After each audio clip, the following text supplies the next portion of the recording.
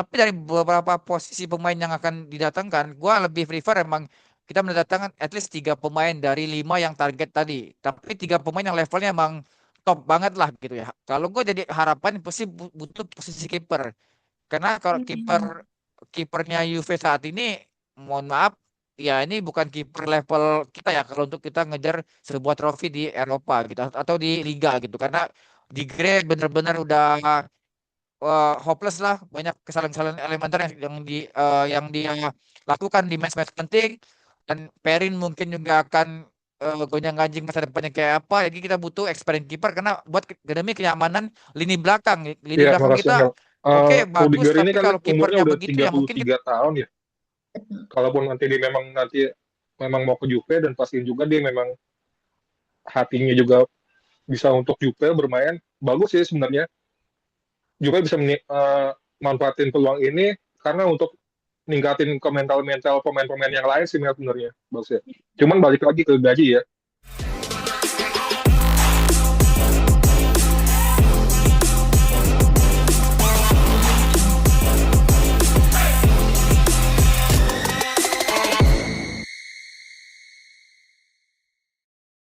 Halo teman suara Juventini, sebelumnya minal aidin wal faizin ya, mohon maaf lahir dan batin nih buat teman-teman yang nonton, walaupun udah agak lewat tapi nggak apa-apa ya.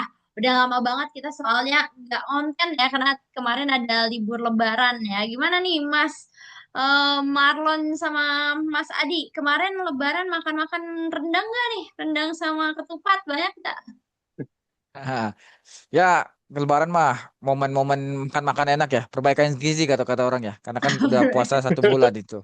Itu sih. Perbaikan gizi benar-benar. Atau mungkin Mas Adi mau ngucapin dulu ke teman-teman suara Juventini juga boleh Mas.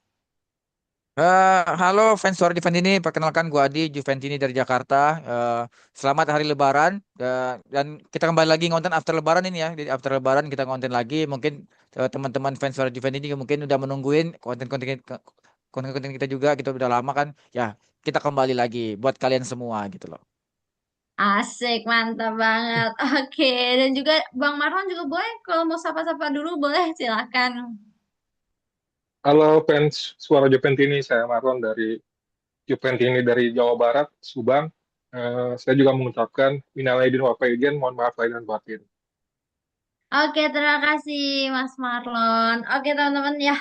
Jadi kita udah lewati liburan, nih kita balik lagi nih, dan tentunya bareng aku Amel yang akan menjadi host kali ini, dan tentunya aku nggak sendirian ya. Tadi sudah memperkenalkan diri, aku bakal ditemani dengan dua narasumber kece kita yaitu ada Mas Adi dan juga Mas Marlon. Nah, kali ini kita bakal lebih ke membahas tentang news-news terbaru Juventus ya. Kita ada bakal membahas tentang proyek musim depan, lalu juga nanti ada Mercato dan juga nasib Turam. Jadi kalian stay terus, dan juga sebelumnya nih, sebelum masuk ke materi, sekarang kita tuh udah ada QRIS nih teman-teman. Jadi kalau kalian mau memberikan support ya untuk uh, Suara Juventini ya kesayangan kita, kalian bisa udah tinggal scan aja QRIS-nya sebagai bentuk dukungan kita biar makin semangat konten gitu. Siapa tahu juga kita lebih sering untuk offline gitu tag kontennya.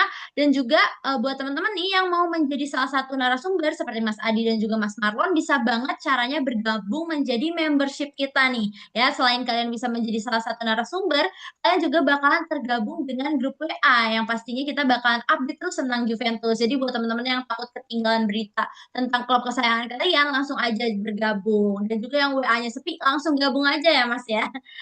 Oke, kalau gitu kita langsung masuk aja nih ya ke materi kita. Nah, seperti yang kita ketahui ya, kita kan udah memasuki fase jeda internasional ya, atau FIFA Match Day ya, dimana biasanya itu kan ada satu pola yang mulai terasa nih kalau kita ngomongin tentang dunia sepak bola ya, dimana intensitas pertandingan menurun, tetapi intensitas rumor tuh justru meningkat. Dan untuk Juventus sendiri, situasinya juga tentunya tidak jauh berbeda ya.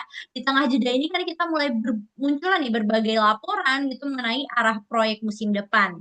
Itu salah satunya yang cukup menarik itu datang dari jurnalis Nico Shira yang menyebut bahwa Luciano Spalletti ini sudah mulai mengidentifikasi gitu ya kebutuhan utama squad Juventus ya.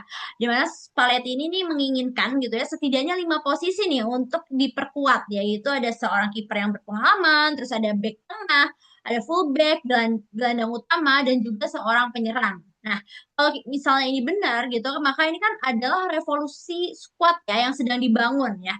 Di mana ini juga merupakan sinyal nih bahwa Juventus ini sedang menyiapkan fondasi baru nih untuk musim depan. Nah, kalau Mas Adi sendiri, bagaimana nih tanggapannya melihat 5 posisi yang tadi ya yang diinginkan Spalletti gitu ya, mulai dari kiper hingga striker gitu. Apakah menunjukkan bahwa skuad Juventus saat ini memang masih belum cukup kompetitif nih untuk target jangka panjang. Dan juga kalau dari 5 posisi tadi ya, menurut Mas Adi sendiri, mana yang paling krusial gitu untuk segera diperbaiki lah agar Juventus ini bisa naik level gitu musim depan nanti. Gimana nih pendapatnya? Silakan Mas Adi. Kalau bicara squad sekarang, sebenarnya squad sekarang ini ya emang buat jangka panjang ya. Banyak pemain muda, banyak pemain potensial yang kategorinya rising star yang nanti kita akan lihat mereka di 3 sampai 5 tahun yang akan datang mereka akan berkembang jadi pemain bintang gitu. Tapi untuk squad sekarang itu tidak cukup untuk kalau kita mengejar opsi-opsi sebagai targetnya tim besar, artinya mengejar target-target trofi karena at least manajemen masih menargetkan sampai 2027 itu adalah kita 4 besar, 8 besar Champions League sama finalis Copa. Jadi kan itu target dan target untuk tim papan tengah yang tidak mengejar trofi. Jadi kita nggak ada trofi sama sekali untuk target seperti itu. Untuk skuad sekarang mungkin bisa dicapai dengan skuad sekarang. Walaupun musim ini agak tertati-tati ya. Tapi kalau kita mau compete mengejar sebuah hadiah yang bernama trofi, ya tentu skuad ini tidak cukup untuk itu gitu. Makanya mungkin dari sini dengan perpanjang kontrak Spalletti katanya akan perpanjang sampai 2027 dengan gaji 6 juta euro 2008 ya kalau nggak salah Spalletti, maka ya Spalletti akan butuh eh, penguatan baru untuk skuad yang lebih segar dalam artian kita mengejar tujuan yang untuk mendapatkan sebuah trofi dari lima lima top incaran, artinya 5 top itu adalah hampir setengah dari skuad starting 11 yang ada di sekarang. Artinya apa, kita akan ngerombak 5 pemain baru dengan 6 pemain yang jadi core Spalletti di musim ini. Jadi benar-benar Juve yang versi baru kalau semuanya terrealisasi. Tapi kalau dari 5 nama ini kan semuanya kalau kita lihat ada experience keeper, ada butuh center back, ada midfielder, ada fullback, ada striker. Ini kan at least ya 5 posisi yang saat ini agak masih ada diisi sama pemain-pemain yang inkonsisten. Jadi wajar kalau minta diganti. Cuman how much money akan dikeluarkan sama Juventus untuk beli pemain-pemain ini? Opsi banyak akan ada yang free agent nanti di akhir musim, beberapa pemain yang levelnya kategori top yang mungkin secara umur udah kepala 3 ke atas tapi mungkin untuk main di Serie A cocok ya, tapi kita nggak tahu apakah opsinya akan diambil atau benar-benar pemain yang udah yang matang tapi udah habis di klub lamanya, jadi di klubnya nggak kepake tapi masih punya berfungsi lah nanti buat di Juventus. Opsi seperti apa yang akan diambil kita juga belum tahu ke depan karena kita juga akan melihat prestasi Juventus di musim ini apakah tembus UCL musim depan atau kita akan terlempar dari 4 besar, otomatis ya target transfer ini tidak akan terrealisasi kalau kita tidak UCL musim depan. Jadi kita masih wait and see statusnya. Tapi dari beberapa posisi pemain yang akan didatangkan, gua lebih prefer emang kita mendatangkan at least 3 pemain dari 5 yang target tadi. Tapi 3 pemain yang levelnya emang top banget lah gitu ya. Kalau gue jadi harapan pasti butuh posisi kiper. Karena kalau kipernya Juve saat ini, mohon maaf, ya ini bukan kiper level kita ya kalau untuk kita ngejar sebuah trofi di Eropa gitu atau di Liga gitu. Karena di grade benar-benar udah hopeless lah, banyak kesalahan-kesalahan elementer yang dia lakukan di match-match penting dan Perin mungkin juga akan gonjang-ganjing masa depannya kayak apa. Jadi kita butuh experience keeper karena buat demi kenyamanan lini belakang kita oke bagus, tapi kalau kipernya begitu ya mungkin kita akan sering kebobolan. Ini yang akan diwaspadai sama Spalletti musim depan bahwa gua akan perbaiki posisi kiper ini penting untuk kiper yang levelnya berpengalaman ya. How much money diincar utama pasti Alisson Becker ya itu kan. Ini tentu kita dengan gaji, dengan harga juga akan berapa yang akan diminta Liverpool itu tentu kita akan ngeluarin budget yang agak sedikit lebih besar dari biasanya gitu. Untuk opsi striker sama tengah ini dibutuhin karena kita butuh nomor 10 yang benar-benar mumpuni setelah Cop Miners nggak perform hampir at least 2 musim. Ada opsi Bernardo Silva, mungkin ini yang diambil free transfer tapi kita juga akan bersaing sama klub-klub lain yang mengincar Bernardo.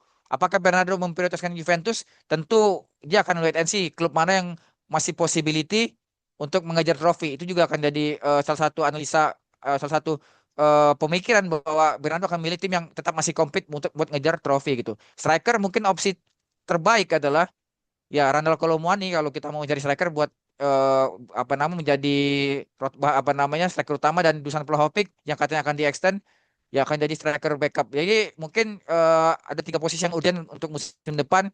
Di samping kalau untuk fullback dan back tengah mungkin gue rasa kalau kita ada penjualan yang besar baru kita bisa mendatangkan pemain yang dimau sama Spalletti. Tapi untuk 3 posisi tadi itu urgent, wajib didatangkan di musim depan gitu, Amel.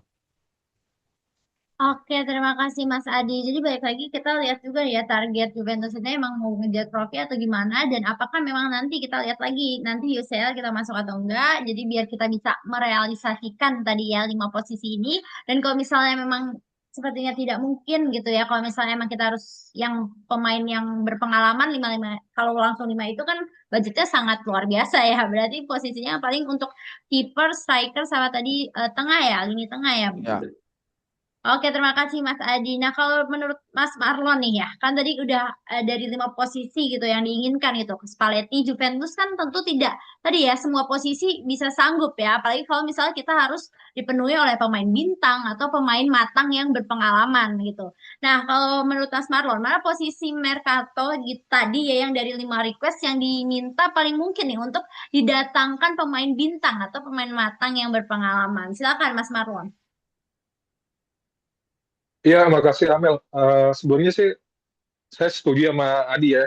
Tergantung dari pemasukan nanti Jupe akan dapat berapanya. Kalau memang uangnya cukup ya, kalau bisa beli pemain pengalaman juga sih. Karena untuk kedepannya juga, kalau dilihat dari sekarang kan ada pemain-pemain Juventus yang bisa dibilang mediocre ya. Karena banyak yang flop banget, ya itu sih bikin kesel juga sih. Terus juga kalau untuk posisi sih, eh, kalau dari 5 yang di request sama Spalletti, ya mungkin yang paling urgent sih dari kiper ya. Kiper kita juga kan ternyata kan dari Digre juga performanya dibanding musim lalu, musim ini tuh sangat menurun. Terus juga kalau dari Perin kalau mungkin dari 5 tahun lalu bagus, tapi kalau untuk sekarang karena udah kelamaan gak dipakai, jarang bermain kali atau gimana, jadi agak kurang aja sih mainnya. Ya mungkin pertama kiper, kalau bisa sih kiper, kan ada rumor-rumor dari mungkin Alisson ya, Alisson kan mungkin juga bisa, atau dari Atlanta juga karena Seki juga bisa itu. Terus eh, eh, yang kedua sih mungkin midfielder kalau bisa sih ada rumor Bernardo Silva ya, Bernardo Silva juga, tapi balik lagi ke gajinya sih. Mudah-mudahan sih Jupe kalau misalkan ada nanti ada pemain yang bisa keluar, bisa datangkan pemain seperti Bernardo Silva juga. Terus sama satu lagi mungkin striker.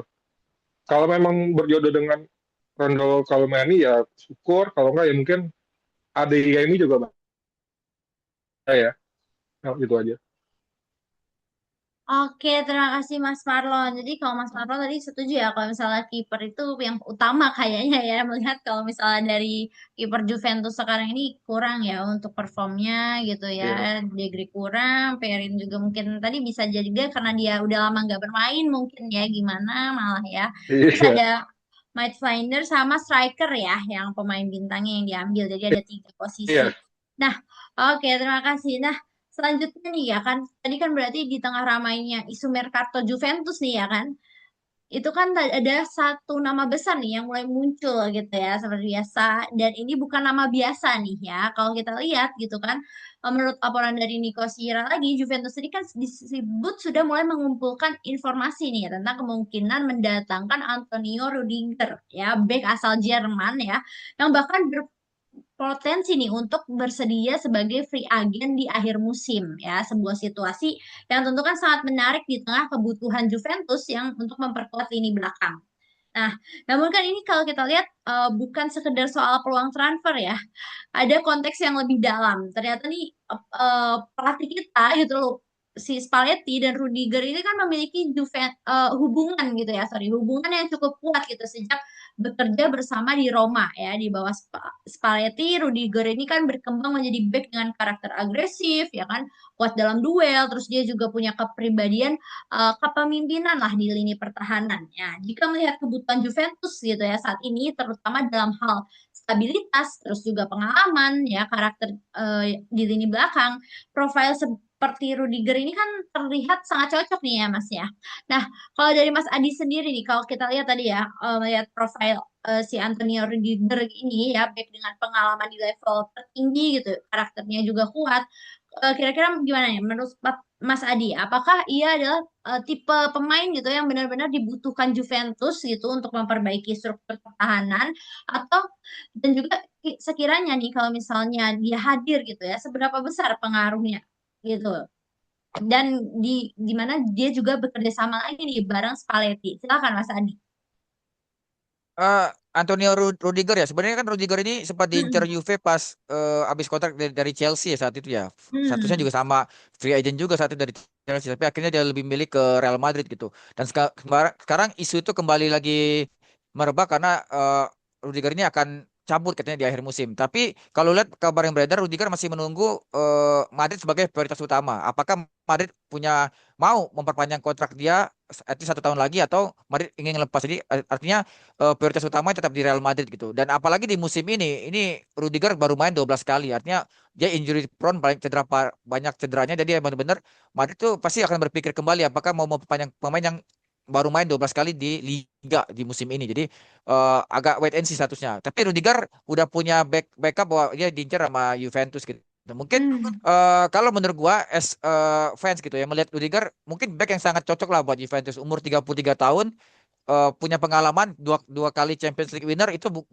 bukan sebagai notabene label dia pemain biasa. 2 kali Champions League winner di 2 tim yang berbeda tuh luar biasa gitu. Jadi secara mentalitas Grinta ini pemain yang vokal di lapangan. Kalau kita lihat mainnya kayak benar-benar kayak main yang benar-benar ya cocok banget buat tandem dengan Bremer sama Kalulu di skema 3 back atau main 4 back dengan tandemnya Bremer nanti kalau kalau jadi emang datang ke Juventus. Tapi kan baik lagi, kalau dia masih memprioritaskan Real Madrid sebagai tujuan utamanya, berarti kan Juve hanya sebagai second choice atau klub-klub lain. Ya, apakah nanti dia datang ke Juventus sebagai pemain yang ingin bermain Juventus atau pemain yang merasa bahwa ya gua ini tim second choice gua nggak Madrid nggak ngontrak gua cuma mau akhirnya gua ke Juventus karena gua nggak punya pilihan daripada gua nggak main. Jadi apakah yang seperti itu yang yang mau didatangkan Juventus pemain yang hanya menganggap Juventus tuh ya gua main di sini karena cuma Juve yang mau gua gitu. Gua nggak mau main di sini. Kalau Madrid mau gua pasti gua ngincernya Madrid. Jadi apakah yang seperti itu yang dicari Juventus seperti pemain yang punya mental tentara bayaran, bukan pemain yang emang mau main di Juventus untuk membangun tim ini menjadi tim besar kembali, untuk menjadi tim yang mencari trofi setiap musim. Apakah itu kalau kita lihat pemain-pemain yang datang kayak Bonucci, Barzali datang pertama kali di usia yang sama kayak Rudiger ini emang datangnya emang buat Juve-nya pengen mencari trofi, ingin juara bersama tim sekelas Juventus dan dia emang mau main di sini gitu. Jadi ini yang jadi problem nanti pemain-pemain tadi kategori bintang ini, apakah main di Juventus itu sebagai opsi untuk membangun Juve sebagai tim besar atau opsi sebagai second choice. Gua datang ke Juventus karena tim lain tidak minat sama gua. Ini yang harus apa di garis bawahin kita sebagai fans. Kenapa Hmm. pemain-pemain besar itu melihat klub itu ya gue punya tujuan main di klub itu karena buat apa? Buat ngejar trofi, ngejar duit gitu. Apakah Juventus tidak bisa mengcover itu juga nanti kita akan lihat di target-target selanjutnya. Gitu. Kalau kita lihat Rudiger secara skill, mentalitas, wah ini Juve material banget, kita butuh banget ini di lini belakang. Ya, itu tadi Amel ya, karena Rudiger ya kalau memang menganggap Juventus sebagai second optionnya dia, ya ini akan membuat Juventus dilihat sebagai klub-klub cuma tempat dia singgah yang dimana gue butuh klub dan kemudian Juve mau nampung gitu. Kalau emang dia mau main buat Juventus, tentu dia tidak akan memikirkan bahwa first option gue adalah Real Madrid karena dia masih mikirkan bahwa Real Madrid akan mau perpanjang kontrak dia. Ini yang menurut gue harusnya Juve berpikir kembali untuk meng-hire pemain-pemain yang hatinya tidak buat Juventus gitu. Itu sih gua. Oke, terima kasih Mas Adi. Jadi kalau misalnya kita ngomongin tentang profil gitu, pengalaman, karakter, dan juga em, apa permainan gitu, sebenarnya Rudiger ini memang cocok gitu ya untuk bergabung gitu dengan Juventus. Tapi balik lagi tadi ya, kita nih dijadiin kalau kata anak zaman sekarang kita back biner ya, back biner bukan Nah, tuh bukan Black Bernard. bukan second, bukan first option gitu ya. Jadi kita seharusnya mencari kalau bisa lah ya, mencari pemain yang emang dari hatinya nih mau main buat Juventus biar dia bisa nih ada keinginan untuk membangkitkan tim kayak gitu ya. Betternya kita nyari pemain bintang tapi ya emang punya keinginan nih untuk main di Juventus gitu berarti ya Mas Adi. Oke, terima kasih Mas Adi. Nah, kalau buat Mas Marlon nih ya. Tadi kan kita ngomongin tadi kalau si Rudiger ini kan meskipun berstatus free agent ya mendatangkan pemain seperti Rudiger ini kan tentu tetap membutuhkan biaya besar gitu ya dari sisi gaji dan juga komitmen jangka pendek. Nah, kalau menurut Mas Marlon sendiri nih, apakah Juventus itu sebaiknya memanfaatkan peluang ini gitu untuk mendapatkan pemain berpengalaman atau justru lebih baik fokus aja deh gitu pada back yang lebih muda gitu untuk investasi jangka panjang. Jadi mungkin kita apa namanya kita ajarin dari awal atau gimana? Silakan Mas Marlon. Iya, makasih Amel. Rudiger ini kan umurnya udah 33 tahun ya. Betul. Kalaupun nanti memang mau ke Juve dan pastiin juga dia memang hatinya juga bisa untuk Juve bermain bagus sih sebenarnya. Juve bisa manfaatin peluang ini karena untuk ningkatin ke mental-mental pemain-pemain yang lain sih Mel sebenarnya bagus ya. Cuman balik lagi ke gaji ya. Hmm. Gajinya juga cukup tinggi ya. Di sekitar kurang lebih hampir 9 juta euro. Kalau misalkan Hmm. dia mungkin bisa turun gajinya sih, oke lah digas. Itu aja sih, Man.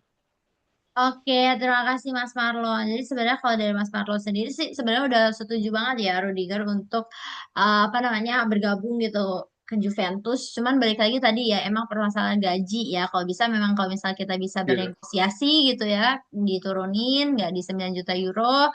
Jadi lebih gas saja gitu ya buat ke iya, Rudiger ini. Oke, nah It, eh oke, di tengah ketatnya persaingan gitu ya, kita lanjut ke materi ketiga ya. Benar. Selanjutnya yaitu di tengah ketatnya persaingan ya menuju Liga Champion kan ada satu konsekuensi yang mulai membayangi Juventus nih ya. Bukan hanya posisi di klasmen, tetapi juga soal masa depan nih, masa depan skuad ya.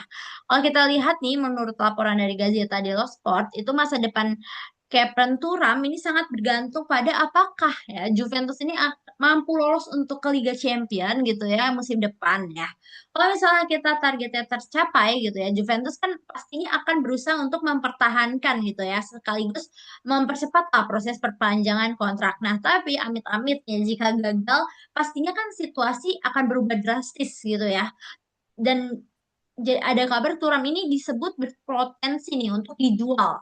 Dimana kalau kita lihat minat-minat klub besar gitu seperti Manchester United, Liverpool gitu kan itu tertarik nih sama Turam dan juga nilai pasarnya itu juga udah meningkat ya di sekitar 40 juta euro. Di mana ini tentunya angka yang menggoda ya untuk konteks finansial klub. Apalagi kalau misalnya amit-amit kita nggak masuk gitu ya ke Liga Champion pastinya kan berpengaruh banget nih sama keuangan klub kita klub Juventus. Nah, yang membuat situasi itu menjadi menarik karena kan juga Juventus nih benar-benar melepaskan Thuram. Ini kan bukan sekedar kehilangan satu pemain nih Mas ya. Karena kita lihat Thuram ini kan yang berhasil membongkar gitu ya. Yang bisa membongkar fondasi lini tengah ya yang musim ini mulai terbentuk. Terus juga duetnya bersama Locatelli kan juga seperti yang kita tahu kan juga udah klop banget lah. Nah, kalau menurut Mas Adi sendiri nih, kalau misalnya amit-amit lah Thuram beneran bener dijual gitu, kira-kira seberapa besar nih Mas dampaknya gitu terhadap keseimbangan lini tengah Juventus gitu ya, terutama hubungannya dengan Locatelli nih ya, yang sejauh ini tuh padahal udah terlihat solid gitu. Apakah kehilangan Thuram ini berarti Juventus harus membangun lagi nih, membangun ulang struktur lini tengah dari awal. Gimana nih Mas Adi? Pendapatnya, silakan Mas.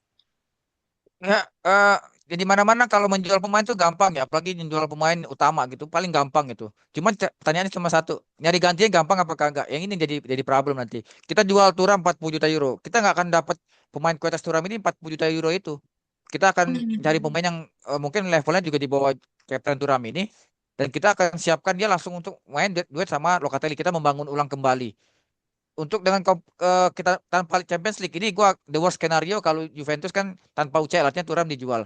Ya artinya kita akan membangun lagi lini tengah baru yang dimana Juve akan kembali ke titik dimana ketika kita kehilangan Pjanic artinya di musimnya Pirlo ya saat itu. Jadi kita lini tengah tuh bongkar pasang sebelum Locatelli ini hadir ke Juventus.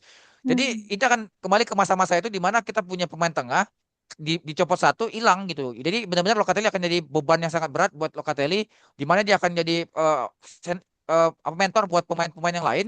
Ketika tentu kita nggak akan dapat pemain bintang kalau kita tanpa UCL musim depan. Dan dia akan menjadi mentor buat mungkin Miretti harus dikontrol di posisi itu kalau kita nggak dapat pemain yang levelnya Captain Thuram dengan harga 40 juta euro.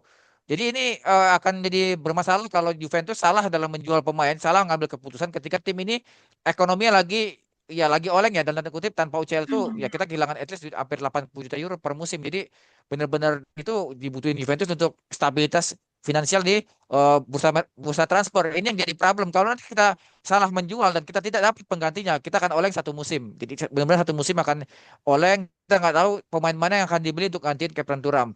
Ya kita gagal RKM aja belinya Openda gitu. Apalagi nanti kita kehilangan Thuram, siapa yang mau dibeli sama sama Komoli sebagai apa namanya CEO klub? Gimana nanti yang dibeli pemain kayak seperti apa gitu. Jadi dalam menjual pemain itu gampang. Kita gampang loh mau jual Yildiz, gampang, tapi dari ganti nggak gampang. Ini yang jadi problem setiap klub sebenarnya, bukan Juventus saja. Tapi bagaimana Juventus harus cerdas pinter-pinter. Siapa sih yang harus gua offload? Mungkin Cop Miners, mungkin bagaimana mencari penjual buat pembeli buat David, gimana yang mencari penjual buat pembeli buat Openda, bagaimana nanti mungkin kita bisa ngejual pemain kayak Kabal, ngejual ya pemain-pemain yang tidak dibutuhkan Juventus ini, yang bagaimana kita jadiin duit gitu dengan membeli pemain yang cocok dengan skuad Juventus yang untuk bermain di at least kita main di European League ya, artinya di UEL Liga Malam Jumat tanpa Champions League, itu gimana? Ya ini yang harus dipikirin.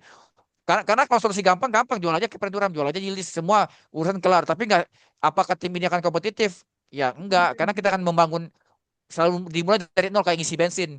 Juventus selalu dimulai dari nol. Ya orang nol itu udah nol itu emang isinya dimulai dari nol, tapi squadnya nggak dari nol gitu loh. Squadnya udah level 10, kita masih level nol, setiap tahun level nol kayak ngisi bensin. Jadi nggak naik-naik secara apa kuota squad, tapi justru Juventus mulai membangun terus, jadi nggak ada proyek yang jelas untuk jangka panjang, karena setiap gagal jual pemain, setiap gagal jual pemain tanpa melihat siapa sih yang harus dijual, siapa sih yang bisa dijadiin duit tanpa kita mengorbankan pemain-pemain yang levelnya core di tim ini gitu, Amel. Oke, terima kasih Mas Adi. Tadi ya kalau misalnya emang mau jual-jual pemain sih gampang. Tadi ya gantinya itu susah. Dan juga siapa tahu kalau kita jual satu, gantinya nggak sebagus, malah kita harus beli-beli yang lain ya buat menutupi kekurangan pemain yang ternyata kita beli ini ternyata kurang gitu tadi ya. Dan juga kalau Betul. misalnya mungkin bisa lah kalau misalnya emang yang memang kayak Turam harus dipertahankan gitu, yang memang emang yang bagus, bisa jadi kita jual pemain yang mungkin kurang performnya gitu ya. Kita beberapa pemain yang memang underperform kita mungkin jual untuk menutupi ya. Makanya ini memang amit-amit aja ya, jangan sampai kita, pastinya kita nggak berharap kalau harus ya menjual Thuram. Nah, kalau misalnya dari Mas Marlon ya, kalau kita lihat kan emang ini udah meningkat banget nih. Kan kita bisa dapetin 40 juta euro dengan merelakan Thuram ya. Dan ini kan berarti peluang secara finansial itu memang peluang nih bagi Juventus ya. Kalau menurut Mas Marlon sendiri, apakah menjual Thuram gitu ya dalam kondisi seperti ini ya, amit-amitnya memang kita tidak masuk ya kan, bisa dianggap langkah rasional gitu untuk mendukung pembangunan tim, dan apakah memang nilai transfer itu tuh udah pantas gitu untuk Thuram, atau sebenarnya Thuram ini bisa lah untuk dapat nilai transfer yang lebih tinggi atau gimana? Silahkan Mas Marlon. Iya, makasih Amel. Thuram ini kan dia udah musim keduanya di Juve ya. Dia datang di musim 2024 dengan harga kurang lebih 20 juta. Sekarang sih dari potensi Thuram sih sebenarnya dia ada kenaikan ya yang signifikan, tapi ada juga di masa-masa saat Thuram ini kondisinya memang ada bermain yang kurang bagusnya juga. Ya namanya juga pemain sih ya. Hmm. Tapi kalau memang harga 40 juta kayaknya ya naik-naik dikit lah, 60 atau 80 juta lah mungkin boleh di Lego ganti yang baru. Tapi kalau dilihat dari ini kayaknya Thuram ini dia hatinya udah ke Juve karena mungkin dari orang tuanya ya, si lihat Thuram ini selalu mendoktrin tentang Juventus tuh kayak gimana gimana. Mungkin hatinya Thuram tuh udah ke Juve sih. Tapi kalau memang nanti pada akhirnya akan dijual, kalau bisa lebih dari 40 juta sih. Ya, itu aja. Oke, terima kasih Mas Marlon. Ya, sebenarnya sih kita semua berharap ya itu worst itu amit-amitnya jangan sampai terjadi ya. Kalau misalnya mungkin kalau misalnya emang harus Iya, terjadi, kalau bisa itu lebih tinggi lagi ya, bisa lebih tinggi lagi ya untuk Turam ini ya nilai jualnya. Oke, kalau misalnya menurut teman-teman Suara Juventus ini gimana nih? Apakah kita harus melepaskan Turam atau gimana kalau misalnya amit-amit terjadi? Oke, itu tadi ya pembahasan kita ya tentang tadi ada proyeksi masa depan Juventus, terus ada isu Mercato, dan yang terakhir adalah isu bagaimana jika kita tidak lolos UCL, apakah kita akan menjual Thuram atau bagaimana. Teman-teman yang udah nonton boleh banget untuk berkomentar ya, kita saling berbagi pendapat, dan juga jangan lupa untuk share video ini, like, dan juga jangan lupa subscribe.